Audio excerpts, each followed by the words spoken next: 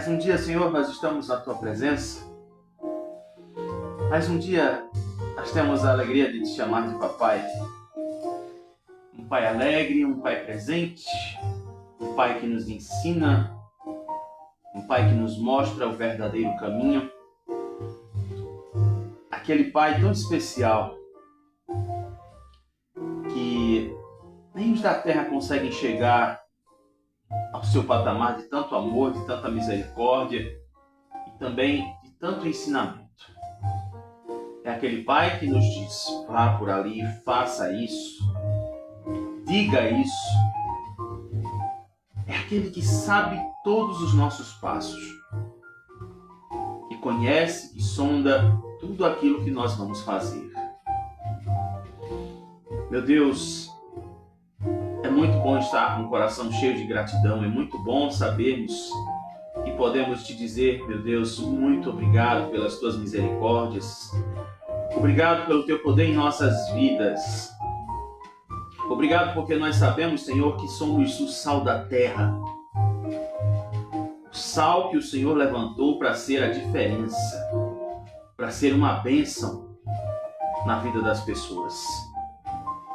Pessoas que estão boas, pessoas que estão ruins, pessoas que estão necessitadas, principalmente estas que estão necessitadas, aquelas que de repente, Senhor, tiveram uma decepção, aquelas que tentaram até ir para a igreja, mas se esqueceram de dizer, não ensinaram para elas que elas devem olhar para o autor e consumador da sua fé, que é o Senhor.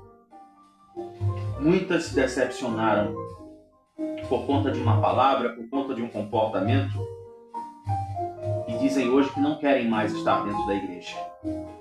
A igreja nada mais é, Senhor, do que um conjunto de pessoas que se unem para adorar o Teu nome.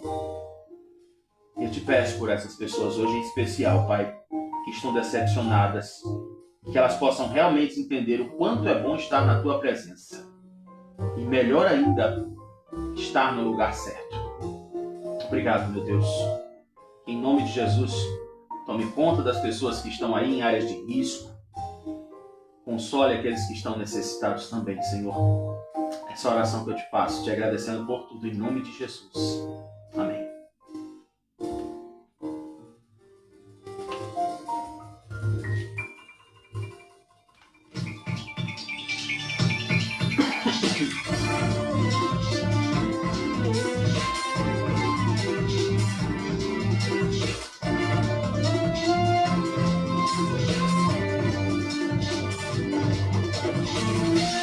E agora são 6 horas e 35 minutos. Bom dia, bom dia, bom dia, bom dia, bom dia. Teria que dar muitos bons dias hoje. Rapaz, graças a Deus, graças ao nosso Papai do Céu, porque nós estamos aqui juntos, felizes, unidos, para poder fazer mais um programa junto com vocês. E o melhor ainda é saber que eu consegui uma vitória, uma ressurreição. Rapaz, consegui ressuscitar um sonzinho aqui perdido na minha casa e agora tá tudo numa boa, graças a Deus. Então, hoje é sexta-feira, dia 27 de fevereiro de 2026. Pois é, rapaz, o que foi que aconteceu num 27 de fevereiro qualquer na face da Terra? E olha que a gente vai voltar lá pro extremo da história. Agora vamos a 1531. Exatamente em 27 de fevereiro de 1531, aconteceu a criação da Liga Esmalcalda, uma aliança defensiva de príncipes protestantes do Sacro Império Romano Germânico, hoje que é a atual Alemanha. Então o pessoal, se reunia lá para fazer as coisas que de preferência eram em benefício aí do pessoal lá daquela região, Imagine, isso lá em 1500 lá o trem, Imagine hoje a confusão que seria. E a gente nem sabe, se houve também confusão nesse momento aí. Mas aí agora vamos para 1844. Em 1844, a República Dominicana consegue sua independência do Império do Haiti. E depois, em 1963, recebeu seu primeiro presidente eleito de forma democrática, ou seja, por escolha do povo, chamado de Juan Bosch, desde o fim da ditadura comandada por Rafael Trujillo. Aliás, Trujillo, assim que se fala. Isso, eu aprendi espanhol e inglês, então tenho que falar direitinho. E hoje é aniversário do homem que, quando a gente fala adocica meu amor, eu tô falando de quem? Beto Barbosa, isso. Então hoje é aniversário de Beto Barbosa. E, claro, né? Hoje é seu aniversário. Olha, hoje eu tô na penumbra. Que coisa linda, né? Porque o tempo tá bem friozinho ali, tá querendo chover. Então hoje vocês vão me ver e vão ver minha sombra. Olha minha sombra aqui atrás. Feliz aniversário pra você que tá fazendo idade nova nessa sexta. E que Papai do Céu possa te fazer muito feliz. Viu? Não esqueça disso. Que Papai do Céu te faça muito feliz. Que Papai do Céu realize os sonhos dele, os planos dele na sua vida. Não deixe que aconteça assim, do tipo, porque eu queria que realizasse os meus sonhos. Não, meu filho. Deixa que Papai realize o sonho dele na sua vida, que é muito melhor, viu? Isso eu garanto pra você. E agora vamos aí, seguindo o nosso programa. Já fiz a nossa abertura, já falei com você. E vamos juntos até as 7h30 hoje. Certo? 7h30, 7h35, alguma coisa do tipo. Vamos lá, posso contar com você? Posso mesmo? Então vamos seguir em frente agora para saber a previsão do tempo.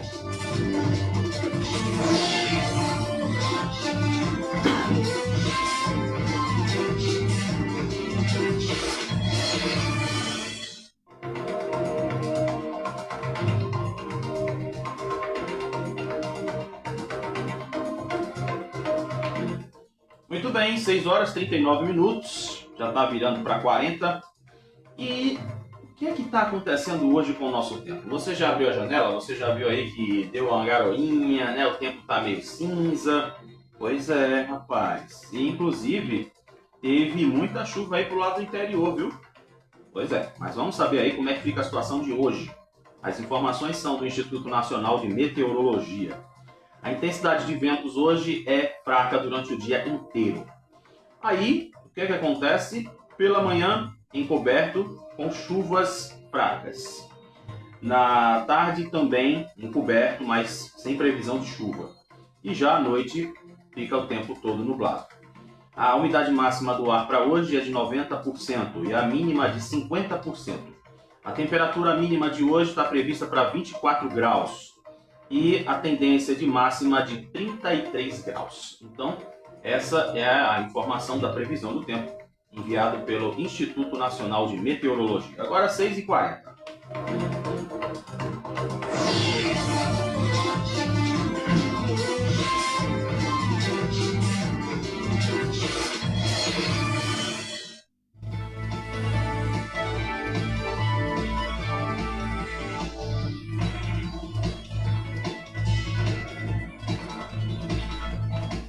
Agora 6h41, vamos aí às manchetes dos jornais desta sexta-feira. Olha que coisa boa, né? Uma mulher que agora ocupa um cargo de grande estatura, vamos dizer assim, nas Forças Armadas. Pernambucana é a primeira mulher promovida ao quadro de generais do Exército Brasileiro. STF autoriza a quebra de sigilo de Lulinha no escândalo do INSS. Lulinha? Quem é esse Lulinha, rapaz? Será que é o filho dele, companheiro? Deve ser, né? Misericórdia, rapaz. Eu com essa minha risada sarcástica ninguém merece. Mendonça decide que irmãos de Toffoli não precisam depor nem CPI. Exame prático de direção da CNH no Detran, Pernambuco, agora inclui circuito de rua. Pois é, rapaz. Infelizmente, lá de Minas Gerais, né, já se passam de 50 pessoas com vidas perdidas e as equipes seguem as buscas. Então aí são as manchetes dos jornais que circulam nessa sexta-feira. E agora 6 horas e 42 minutos.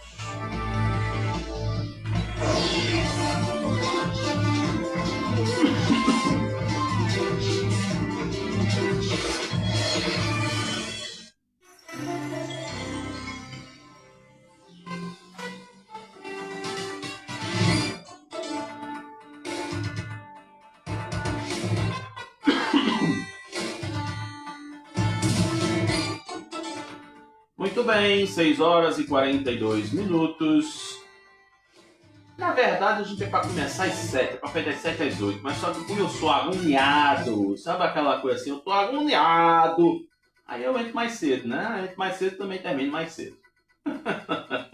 Obrigado aí vocês que estão no Kawaii, tá? Obrigado. Quem tá chegando agora, quem tá aí desde cedo, né? Tem gente que se levanta cedo, vai pro telefone, que nem eu fazia, agora eu não posso fazer mais, né? Eu tenho que já fazer as coisas direto aqui para o programa para vocês.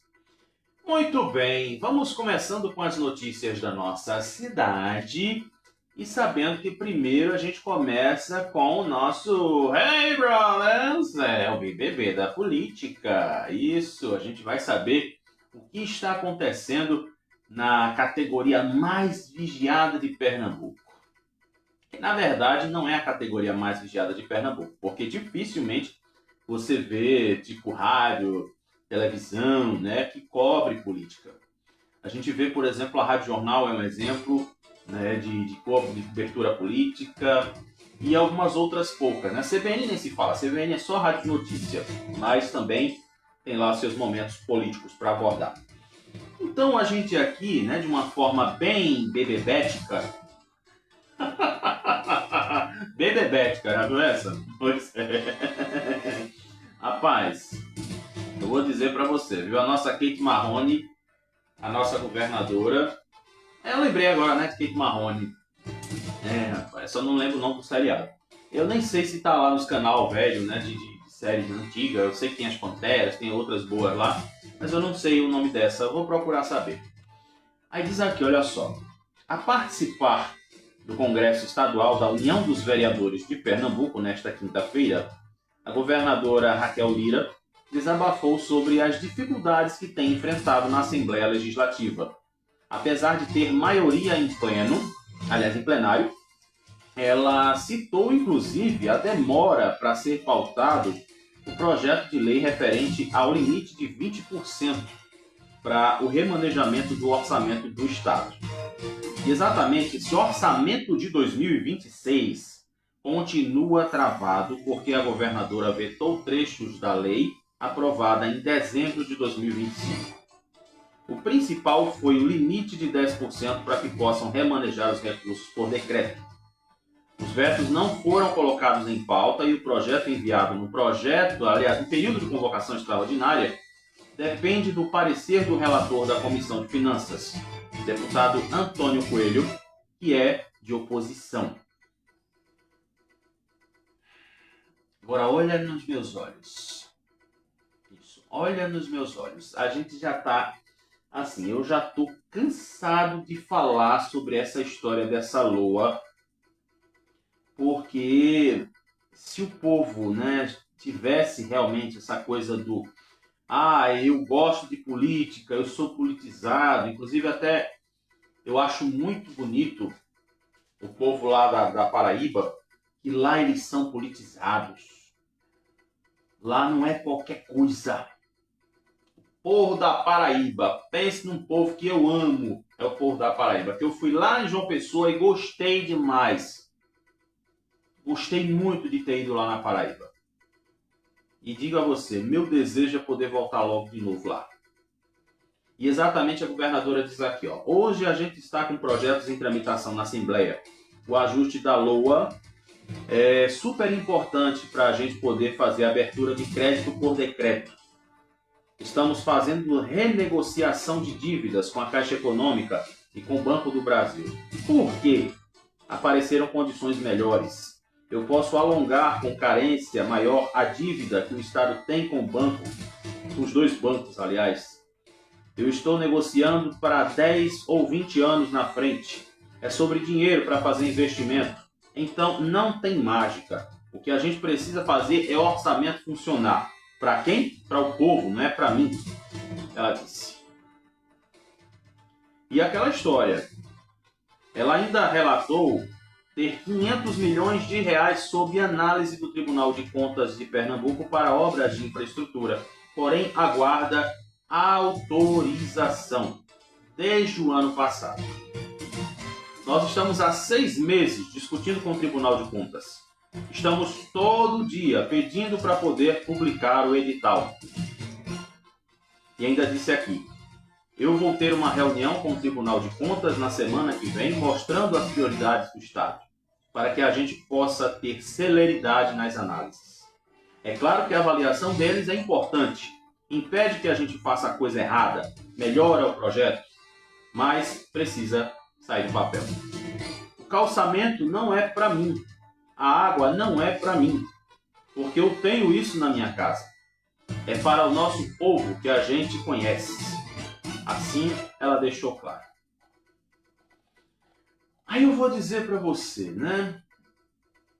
O Tribunal de Contas também, vamos dizer assim, pelo que eu estou entendendo, aliás, até é interessante que as pessoas saibam que o Tribunal de Contas é quem vai dizer se você gastou tudo direitinho, se você fez a tarefa de casa ou não. Tem esse fator, tá, gente? Então é importante vocês saberem disso. Porque se depender da turma da oposição, eles vão jogar o que eles acham que deve. Tipo assim, o quê? Ah, mas é porque a governadora não sabe ser uma gestora. Veja só o resultado. Olha aqui, ó, as obras que não aconteceram ainda. Mas o que é que está acontecendo? O que é que está acontecendo? A mulher está com o dinheiro preso. E aí, como é que a mulher pode fazer alguma coisa se o dinheiro está preso? Vamos dar uma ideia. Você gastou seu dinheiro todo no mês passado, mas você está com dinheiro que precisa receber e não recebeu ainda. Porque tem alguém travando teu dinheiro. Então você não pode comprar gás, não pode fazer feira, não pode sair de casa, não pode fazer nada. Porque seu dinheiro está travado. Então é exatamente isso que está acontecendo na Assembleia Legislativa. Existem pessoas agora, é bom que agora já tem outro nome na história. Por coincidência, parente do pessoal lá dos Bezerra Coelho. Os Bezerra, infelizmente, são meus parentes por parte de mãe, né? Bezerra. Eu me orgulho do Bezerra. Só não tenho no nome, infelizmente. Eu tenho o nome do meu pai, Xavier. Mas até onde vai a maldade? Isso infelizmente se chama maldade. E o engraçado é que exatamente esse ano é um ano eleitoral. É um ano que estas pessoas que estão travando o orçamento do Estado vão pedir o seu voto. Eu vi uma moça que se intitulava jornalista de Petrolina, falando sobre, inclusive, a família dos Coelho, e estava dizendo assim: a culpa é de vocês, a culpa é do seu voto. Mas aí eu pergunto agora, você, querida colega, será que você trouxe alguma informação relevante para a população sobre a família Coelho? Ou sobre as pessoas que estão concorrendo a uma vaga nas eleições? Será que você cumpriu esse papel, querida? Eu acho que não. Porque, como eu disse aqui recentemente, tinha um locutor chamado Edivaldo Moraes que todo dia ele falava do analfabeto político, mas ele abordava a política. E quando eu digo para vocês, eu começo esse programa falando sobre a gestão do nosso Estado, como é que as coisas estão andando, prefeitura, governo, deputado, senador, é exatamente para abrir seus olhos. Porque eu vou dizer para você, é uma coisa muito triste quando a gente coloca a nossa confiança em alguém que a gente não conhece. Quer um exemplo? Você que anda de ônibus, assim como eu amo andar de ônibus. Eu não quero carro, não quero moto, não quero um transporte próprio. Quando eu precisar, eu chamo Uber. Mas aí, sabe o que é que acontece? Eu deposito toda a minha confiança. Essa é uma realidade. Propaganda. E o pior é que eu não posso fechar o áudio, porque eu estou usando o mesmo computador para colocar o som aqui para vocês. Tá, eu estou fazendo aqui, matando duas coisas de uma vez só. Não conseguindo popular. Então, o que é que acontece nessa história, gente? Eu deposito a minha confiança no motorista. Não sei nem quem é. Mas eu subo no ônibus, passo meu cartãozinho e vou embora. Confiar no motorista do ônibus. E aí? Assim que acontece. Então, quando esta criatura diz, porque a culpa é sua porque você votou errado. Ele não votou errado, ela não votou errado. Simplesmente não soube buscar nas fontes seguras, de preferência, site do Tribunal Superior Eleitoral, site da Justiça Eleitoral. Lá tem, ou então hoje tem a dona IA. Eu gosto do Gemini, sinceramente. O Gemini para mim é show de bola. É muito rápido, muito objetivo, muito eficiente. E então ali você vai procurar saber. Eu queria saber sobre a vida de fulano e tal. Apareceu tudo. Simples, né? Hoje a gente não tem mais desculpa. Se os veículos de comunicação que deveriam nos orientar, que deveriam nos informar, não fazem isso, então aqui, conte comigo aqui e ainda conte com a inteligência artificial. A inteligência artificial hoje, ela tem sido uma coisa que o pessoal falava tanto, né? Porque vai ser ameaça, vai ser não sei o quê, vai tomar lugar do povo. Para mim ela tem sido super útil. Quando eu quero pesquisar sobre alguma coisa, quando eu quero, pronto, para ligar o computador que eu estou usando aqui para fazer o programa para vocês, eu vou fazer agora igual a governadora, né? Não é para mim, é para vocês. Então, eu tive que buscar na inteligência artificial. Tirei uma foto do computador e apareceu o manual dele todinho para mim. Foi quando eu consegui ajeitar o bichinho aqui. E ele hoje está lindo, maravilhoso, funcionando para todo mundo. Deu para entender o raciocínio? Então, é uma atitude totalmente irresponsável. Lembre-se bem do nome da criatura. Antônio Coelho, Álvaro Porto. Né? Então, são estas pessoas que estão atrapalhando o andamento do Estado. Simples assim. Porque você deveria pensar em que forma. Mas aí é bom, né? Vamos lá, vamos logo aprovar o orçamento. Aí você pega a rede social e vai dizer assim, acabamos de aprovar o orçamento do Estado, assim, assim, assado. Mas não, fica travando. Fica atrapalhando as coisas, né? Você vê a governadora ter que estar desabafando no meio dos outros, coisa que ela poderia resolver lá dentro. É chegar, né, ou direto lá na Assembleia, ou no próprio Palácio do Governo, chegar na grande e conversar com os caras. O que é que está acontecendo que vocês estão travando o projeto? Aí sim, o que ela falou em público, ela falar com eles lá dentro. Vai fazer o quê, né? Agora vamos para Olinda. A prefeita Mirella... Isso. Eu já esperei passar a propaganda, filho. Realizou cerimônia de transmissão de cargo no Palácio dos Governadores. Ela está grávida de 7 meses e vai tirar um pequeno recesso para cuidar das situações de família, né? E quando a gente vê essas coisinhas assim, principalmente tem que pensar na saúde da mulher e na saúde da criança. Mas o pior é que existem as criaturas que vão falar contra. Como é que é? Ela vai estar saindo do governo? Não, isso não pode. Cadê a responsabilidade? Mas aí, esse descanso dela vai ser nos próximos 10 dias e a cidade vai ficar sob o comando de Chiquinho, que é o vice-prefeito. Durante esse tempo, ele vai realizar ações como vistoria de monitoramento de obras e serviços, além de cumprir normalmente as atividades administrativas.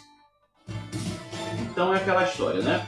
A gente não tem necessidade de desejar mal a ninguém, porque quanto mais você deseja mal para uma pessoa, ele volta dobrado para você. Sabia disso? Pois é, senhores gestores. Pois é, senhores poderosos. Lembrem-se de que quando vocês fazem mal para alguém, esse mal vai chegar drobado. Vou até falar errado, drobado. Para quem desejou mal. Viu? Esqueça disso não. E tem outras coisas também, né, que estão acontecendo aqui no meio da política, mas ainda bem que, por enquanto, o que só tem sido colocado em público tem sido isso. Essas questões aí da prefeita de Olinda, e tem aqui também uma situação relacionada ao Partido Cidadania. A Comissão Executiva Estadual do Cidadania em Pernambuco divulgou ontem um texto afirmando que sua atual composição decorre da decisão formal da Presidência Nacional da Legenda e que não é ato arbitrário ou de imposição discricionária.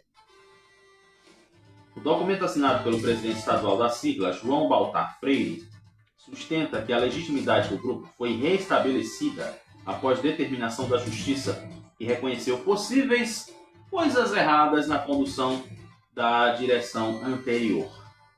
Essa história lá do país, né? Acho que foi o Peru, se não me falha a memória, né? Que disse que tinha 8 presidentes, a grande maioria fazendo tudo errado. Então a carta divulgada pela executiva pernambucana também rebate críticas feitas em um comunicado anterior, publicado em fevereiro, né? Aliás, no dia 22, e teria classificado a mudança como uma cassação branca. O atual comando da sigla afirma que a narrativa omite o fato de que a composição nacional que sustentava a direção provisória estava sob júdice e que teve seus efeitos suspensos exatamente pela Justiça.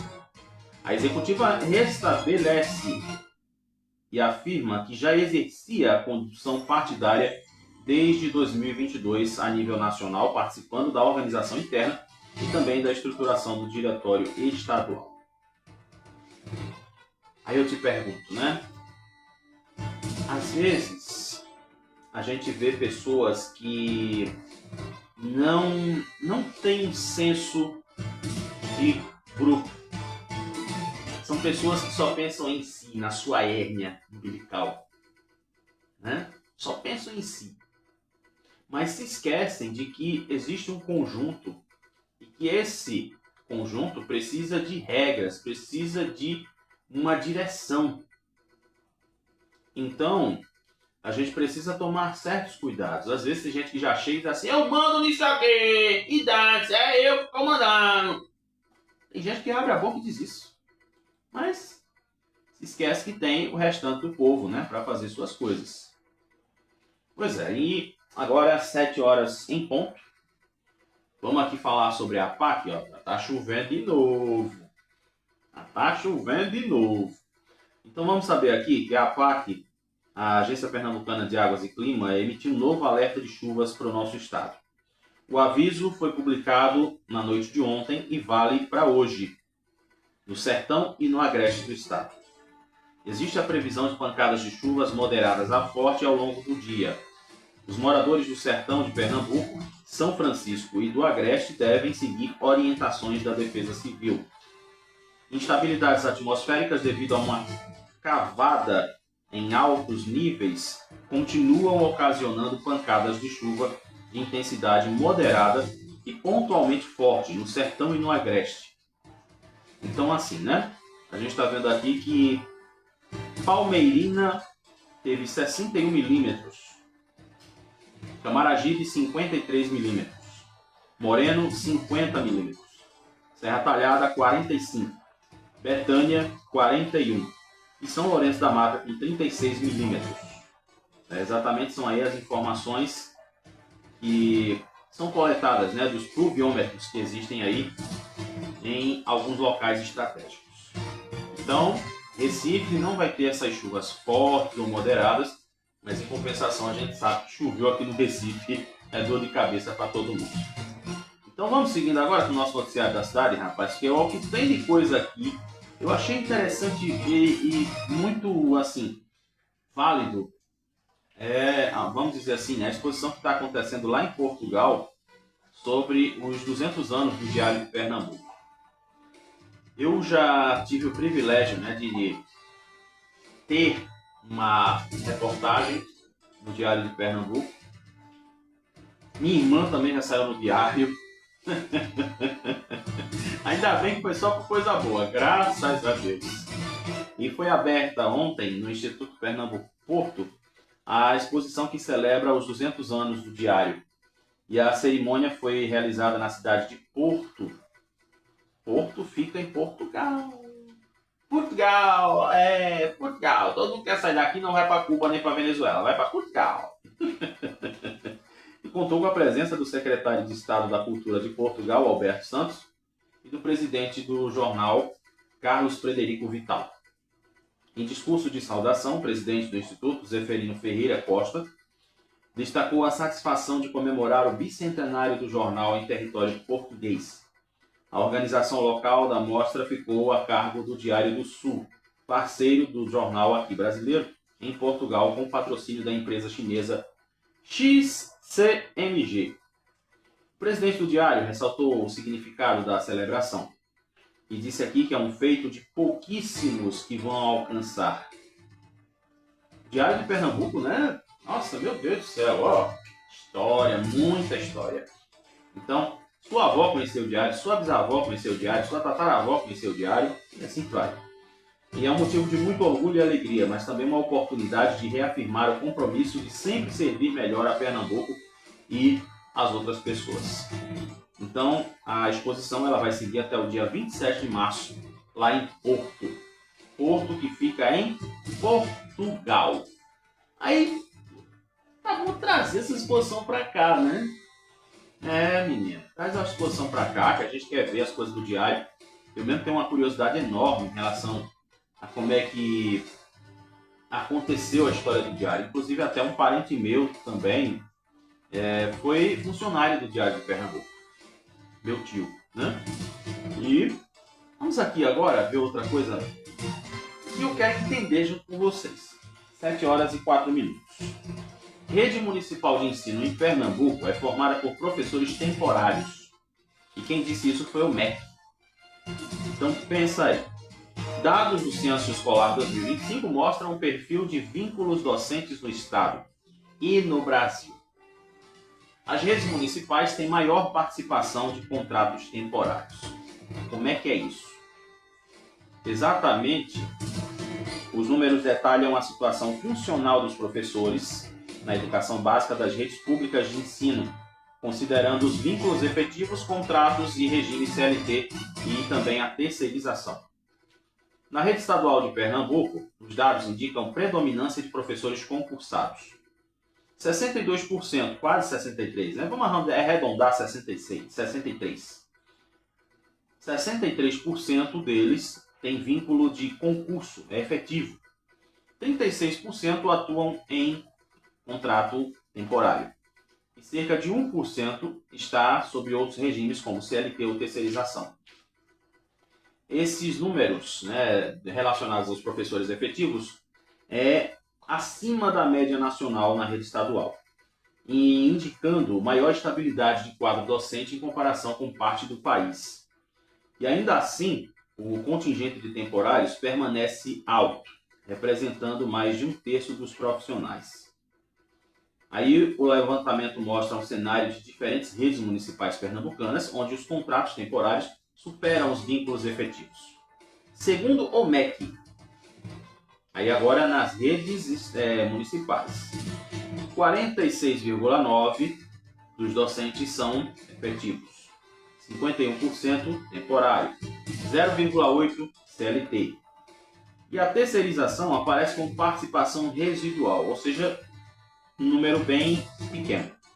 Os dados indicam que nos municípios do estado a contratação temporária é o principal vínculo docente, tendência observada também em várias redes municipais do país. Então, eu vou dizer assim para você, né? Os estados, eu me lembro do tempo que eu estudava na rede estadual que tá faltando professor de matemática, tá faltando professor de geografia, tá faltando professor de não sei o quê, tá faltando professor de Radalavai. Eu passei por isso. Eu fui um dos que passou por isso. Nós somos sobreviventes. E naquele tempo não existia a tal da cota. Não tinha não. Não tinha ainda não. Nos anos 90, o pessoal não falava em cota. Mas a gente se lascava, vamos dizer assim, para poder estudar. E às vezes aparecia um estagiário para dar aula ali, para dar as notas da gente. E pronto, para a gente passar de ano. Porque naquele tempo, 1990 e alguma coisa, não tinha a quantidade de professores que existem hoje.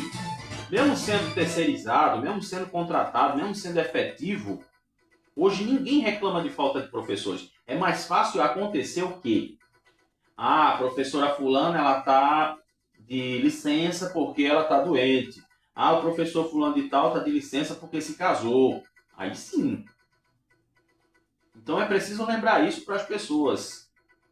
Que uns anos lá atrás não tínhamos a quantidade, eu não posso falar em qualidade, mas não tínhamos a quantidade que existe hoje de profissionais que estão à disposição da educação.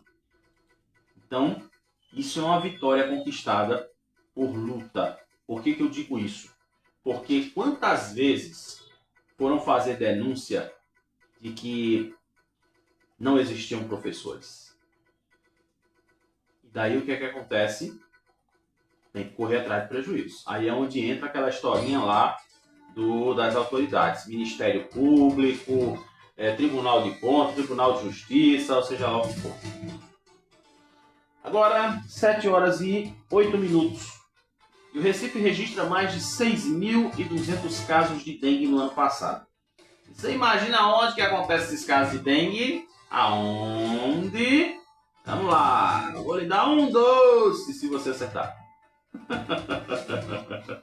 Pois é, rapaz, infelizmente é nas comunidades. Agora, por que será que é nas comunidades? Bora lá. Existe aqui, né, uma situação de redução, mas vamos entender esse negócio aqui.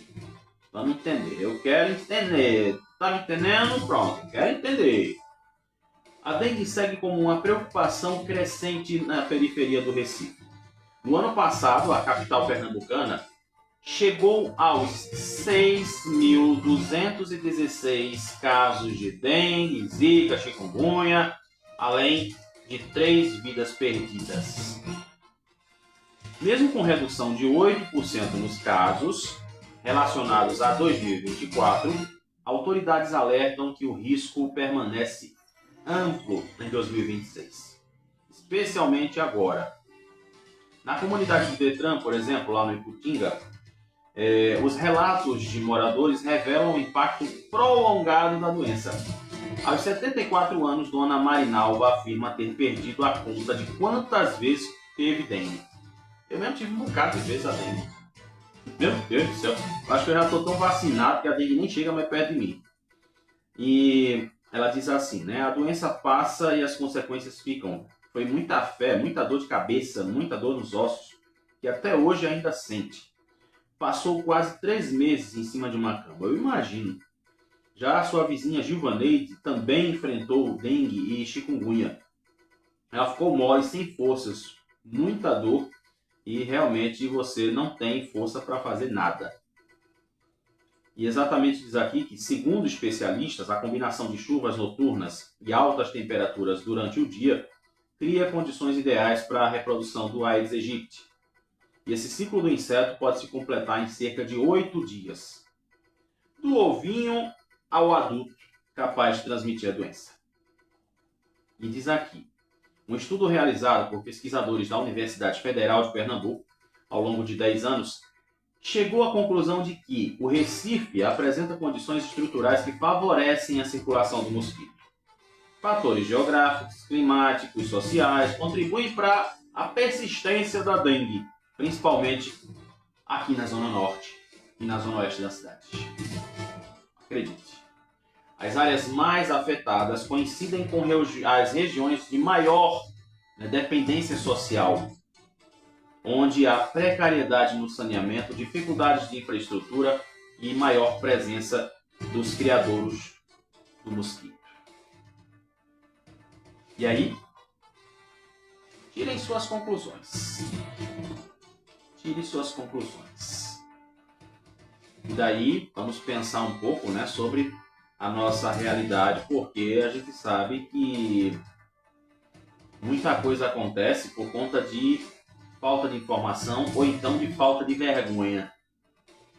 Porque a gente precisa entender que uma doença, uma virose, seja lá o que for, muitas vezes ela começa a crescer por conta da nossa ignorância, por conta do nosso egoísmo. Então, vamos ver, né? Vamos ver os próximos passos para sentir o que é que pode acontecer. 7 horas e 12 minutos, agora para a gente fechar aqui o nosso noticiário. Quiosqueiros cobram cumprimento de prazos de obras na orla de Boa Viagem. Eita, meu Deus, olha que coisa. E, infelizmente aqui temos uma informação que ela preocupa. O Grande Recife soma 72 vítimas de bala perdida no ano passado. Esse é o pior resultado em 6 anos. E aqui, uma peninha, rapaz, olha só.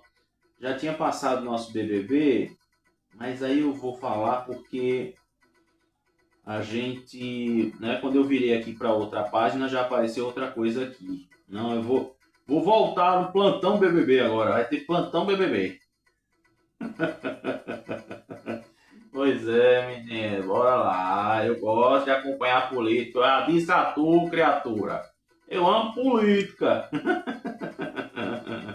Olha só, isso aqui agora eu vou trazer uma frase lá de Samuel Salazar, um dos articuladores da composição que garantiu em 2024 a eleição de 3 vereadores. O líder do governo João Campos, Samuel Salazar, diz que sua preocupação agora é ter nomes fortes para disputar as vagas na Câmara dos Deputados. O MDB de Pernambuco tem a deputada Isa Arruda, mas pretende reforçar a bancada com mais um nome. E aposta para isso na força da Executiva Nacional e do Fundo Partidário. Peraí, eu entendi o quê? A força da Executiva Nacional e o Fundo Partidário. Pai, pensar...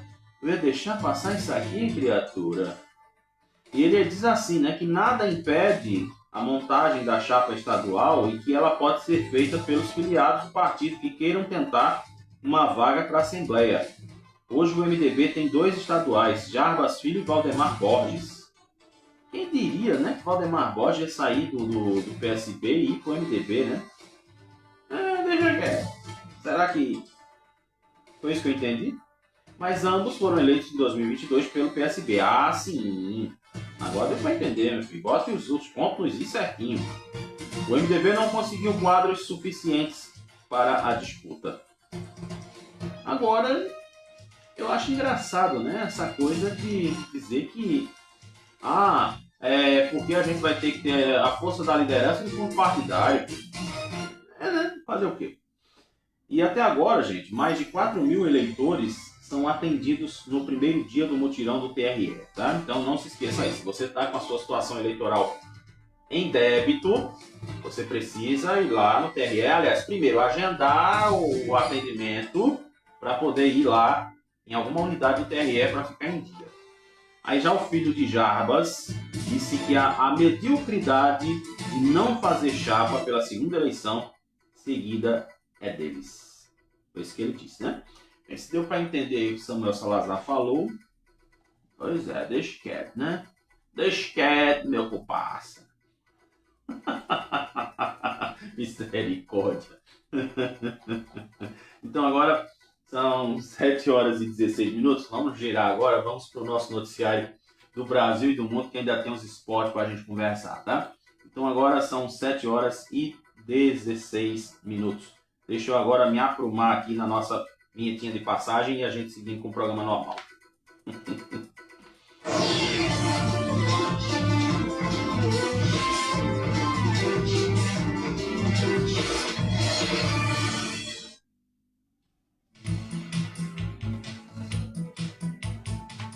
Confirmando a hora, são 7 horas e 16 minutos. Pois é, minha gente. Ai, meu Deus, aguenta coração, Tanta coisa acontecendo e a gente fica aqui, pensando o que se passa na cabeça dela. Cadê? Fala algo, um assunto qualquer. Nur Askin. Rapaz, eu não sei se você tá falando comigo ou se tá falando com o pessoal que chega aqui, Tá aqui, meu filho, a gente tá numa live de notícias. É um jornalismo sério, Apesar de que eu digo para você, tão sério que às vezes eu tenho que dar risada em certas coisas. Mas não tira a nossa credibilidade, tá? A gente não vai estar inventando mentira nem nada de ninguém, não. A gente vai sempre falar o máximo possível com seriedade. Justiça bloqueia ações do BRB ligados ao Banco Master. Medida atinge 376 milhões de pessoas e fundos são investigados. Rapaz, é incrível, né? Como é que um banco tem essa situação nefasta e a gente que fica chupando o dedo, né? Até teve uma das notícias que a gente viu aqui de que até as pessoas que vão fazer investimentos nos outros bancos que não tem nada a ver com a história podem sofrer porque as tarifas vão aumentar. Imagine você, como é que fica uma coisa dessa? E aí eu te pergunto, tu tem culpa disso? Tu tem culpa se o cara não soube administrar? Tu tem culpas que o cara não soube ser responsável, não soube tocar como deveria a situação de um banco? Banco, principalmente, que é aquela coisa. Banco é uma responsabilidade muito grande, porque você está lidando ali com o dinheiro dos outros. Só que essa história de estar com o dinheiro dos outros, ela faz o quê? É mais ainda cobrada. Mas tem gente que faz o quê? Não, fica por isso mesmo. Oxe, eu tenho meus amigos lá dentro que de repente foi. Né? Pois é. Então, é importante que a gente fique de olho nessas coisas, porque vai sobrar para quem não tem nada a ver. E exatamente quem não tem nada a ver é eu e você. Eu não posso pegar um dinheiro emprestado porque aí já tem uma taxa alta de juros. Aí, de repente, por causa dessa história do banco, aí vai ter mais juros ainda. Sabe? Pronto. Pois é. E vamos ver aqui, né? A notícia que eu separei aqui para vocês. Que diz aqui, ó. Antes da CPMI do INSS, Mendonça autorizou quebra de sigilos de Lulinha, que a gente falou lá na manchete. Pois é. Vamos entender quem é esse Lulinha, apesar de que muita gente já sabe, mas eu quero pagar de doido aqui com vocês. Bichinho, rapaz, a cara de painho. Cagar de cuspir de painho, rapaz. Pense numa cara. Pois é, né? Só faltou as orelhinhas assim, né? Mas o resto tá tudo dentro. Pois é, meu irmão. Qualquer coisa, eu tô aqui, doutor. O senhor sabe que pode contar comigo, doutor. Se o senhor quiser, eu dou uma maciada nele.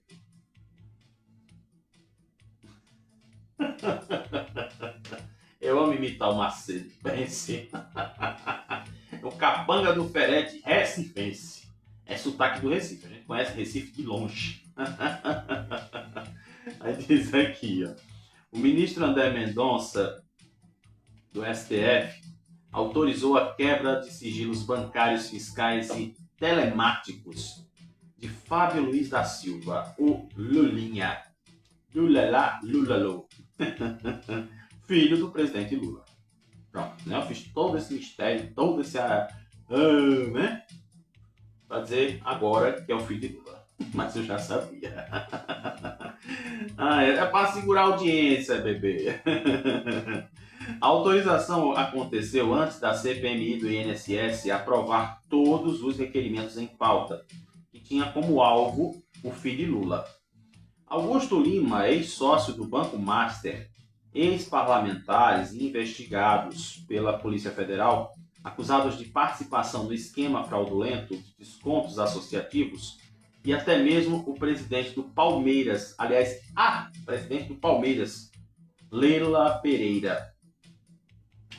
A decisão do ministro do STF, que está sob sigilo, atende a um pedido da Polícia Federal. De acordo com o G1, a autorização para o acesso dos dados aconteceu ainda em janeiro deste ano. A reunião que acontece hoje, aliás, que aconteceu ontem, né? Hoje é sexta, ontem foi quinta. Não esqueça disso, Xavier. É considerada uma das mais importantes desta reta final dos trabalhos da comissão, porque os requerimentos aprovados chegarão e serão analisados antes de 28 de março, quando chega ao fim o prazo de funcionamento da CPI. Então, vamos ver, né, o que é que vai acontecer nos próximos capítulos da história, né? Porque é uma coisa, né? Já basta a tal da polarização, já basta outras coisas que acontecem, e daí vem o quê? Agora este escândalo. A gente sabe, né, que o pessoal quando quer se defender, não, isso foi a oposição, isso é a intriga da oposição, estão fazendo arapongagem, isso não existe, eu tenho meu direito, eu faço o que eu quero da minha vida. Você já escutou isso? Escutou agora, recente. Né? Ah, não, é porque passou na televisão, porque nós fomos envergonhados, nós fomos não sei o quê. Pois é. Mas aí eu pergunto, tu sabe andar direito na reta? Pois é isso que tem que acontecer. Mas tem pessoas que elas ficam cegas quando olham para dinheiro, quando olham para poder, e elas se transformam, sabia? É o que acontece. Mas já que falamos do filho de Lula, vamos falar do filho de Bolsonaro também, né? Vamos fazer justiça, senão vão dizer que eu sou da direita, ou vão dizer que eu sou de não sei da onde, né? Me chamando do que não presta, eu simplesmente lhe bloqueio. Viu? Aí eu tô logo lá avisando. Eu mando Macedo ir atrás de você. Macedo, vem cá, Macedo. Vai atrás dele, Macedo. Pronto, Macedo vai amaciar seu bife. Digo nada a você. Pois é, dessa vez aqui não tem nada a ver com a STF, mas a Polícia Federal afastou de forma preventiva Eduardo Bolsonaro do cargo de escrivão lotado na delegacia da Polícia Federal de Angra dos Reis. A medida aconteceu exatamente por conta de um processo administrativo disciplinar que apura as faltas injustificadas ao serviço após o término do seu mandato de deputado, em dezembro do ano passado. Esse afastamento permanece válido até a conclusão do procedimento que pode resultar na exoneração do servidor. Como ele é policial federal, então não existe demissão, existe sim exoneração. A decisão foi tomada pela Corregedoria Regional da Polícia Federal no Rio de Janeiro e formalizada por portaria, agora no último dia 10. O ato determinou ainda a entrega da carteira funcional e da sua arma institucional.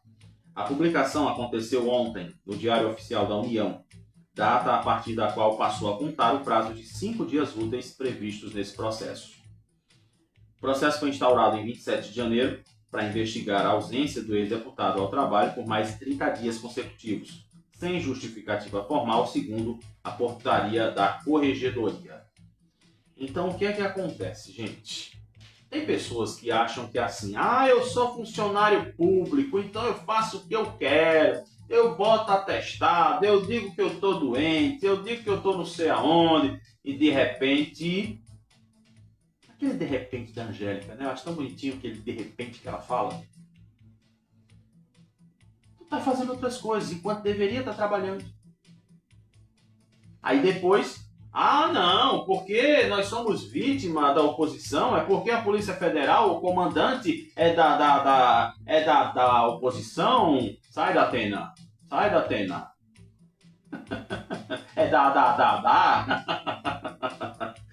É isso que acontece, gente, pelo amor de Deus. A gente tá no meio de uma, como se diz assim, de uma bola que não sabe se ela cai pro lado de cá, pro lado de lá, lá para cima, lá para baixo ou pula.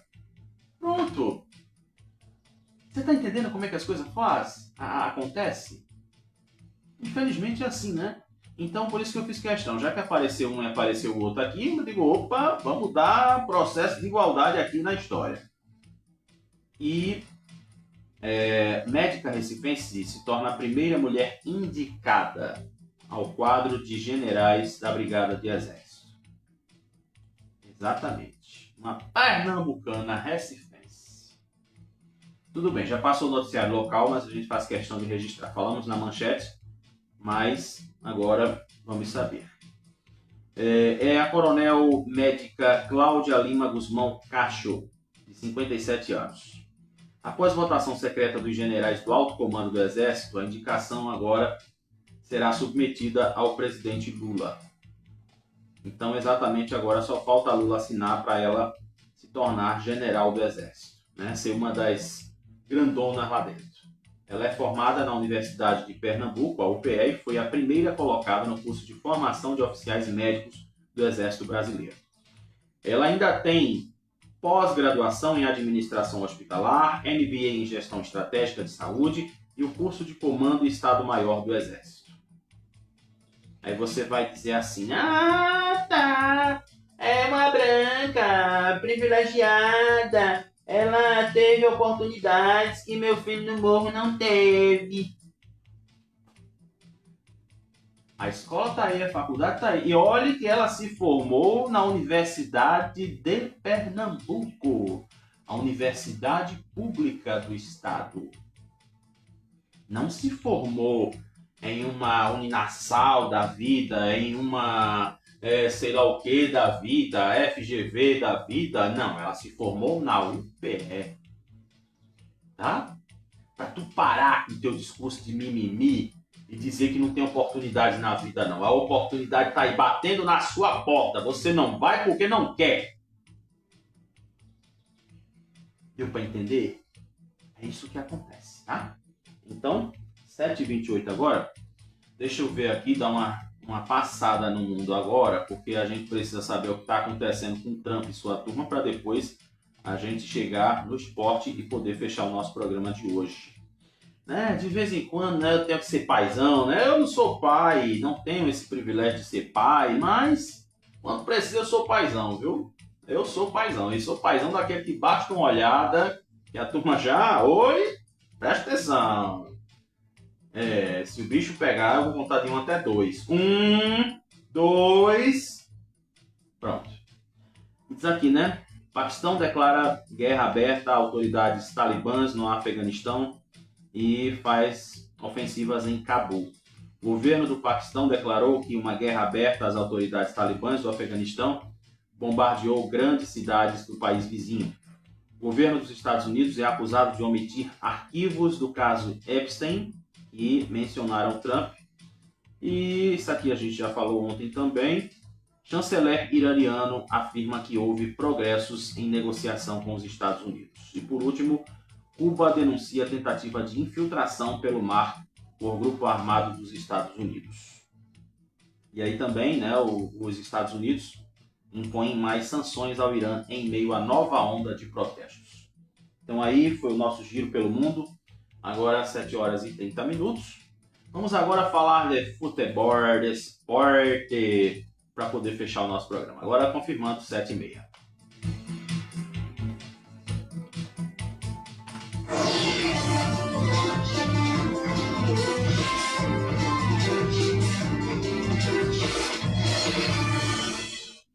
Pronto, confirmando, 7h30. Vamos agora dar aquele girinho esportivo.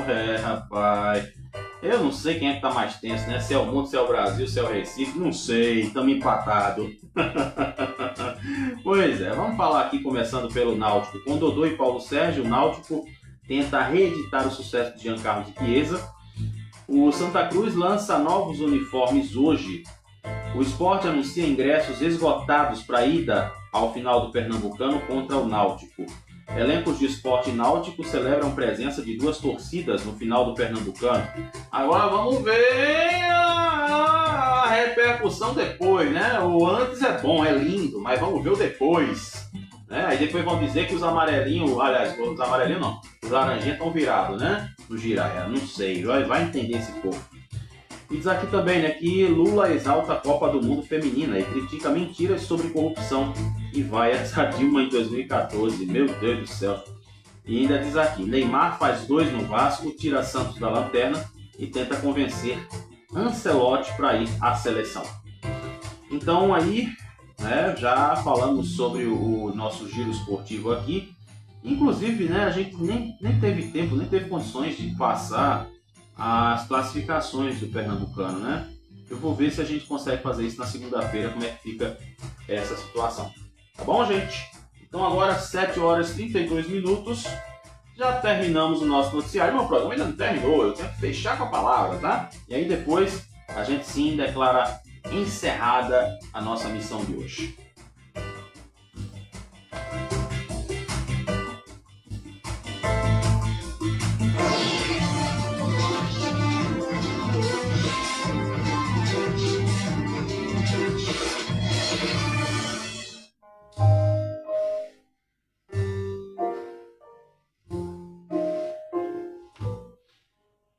Pois é, e hoje eu quero conversar com você sobre a nossa natureza humana em relação à questão de poder e dinheiro. Muito se fala, né, sobre as questões de preconceito, racismo, falta de respeito, mas é importante que a gente possa colocar a situação do poder. Você já pensou? Você já pode ter sido vítima do passado, mas quando você assume um cargo, quando você tem uma função de liderança, você começa a dizer assim: eu vou dar agora o que eu recebi lá atrás. Se prepare porque eu estou aqui para mandar. Você acha que isso está certo? Eu conversei com o filho da minha vizinha, né? Graças a Deus tenho minha parcela de culpa de ver que ele conseguiu, né, entrar e se fixar no Exército Brasileiro, já que teve aqui a nossa candidata a general. E ele só, por conta de um momentinho, ele disse assim pra mim: eu vou fazer o que eu recebi lá atrás, quando eu era recruta. Eu agora tô no comando. E daí eu disse pra ele: não abuse do poder que você tem. Tô falando bem, né, explicado, porque eu falei de outra forma. Você não sabe o dia de amanhã. Você de repente agora entra num cargo de liderança, escolhe alguém para ser o seu bode expiatório e depois o que é que vai acontecer? De repente esta pessoa que você escolheu para humilhar, para fazer vergonha, para tentar desestabilizar mentalmente, ela vai fazer a sua propaganda negativa. Ou ainda pior, além de fazer a sua propaganda negativa, ela vai ser aquela pessoa que pode te processar, que pode exigir na justiça a reparação dos erros que você cometeu. Não dê para os outros aquilo que você não quer. Se você conseguiu um cargo de liderança, se você conseguiu ser uma pessoa que cresce na empresa que você trabalha, no lugar que você está, não esqueça da humildade. Seja líder, mas não seja carrasco. Porque existem vidas, existem pessoas que estão ali para fazer algo. Elas não estão ali para serem o seu capacho. Esquece disso não, tá? E assim, vamos terminando o programa de hoje. Feliz da vida porque é sexta-feira e graças a Deus porque cumprimos a nossa missão de forma excelente. Obrigado pelo seu carinho. Viva a nossa amizade. A gente se encontra na segunda-feira na permissão de Papai do Céu. E aí, eu quero contar com você de novo. Aqui, ó, hashtag estamos juntos, tá? Meu cheiro no seu coração. E a gente se fala segunda-feira, 6h30, 6h40, a gente tá junto. Meu cheiro pra você. Tchau.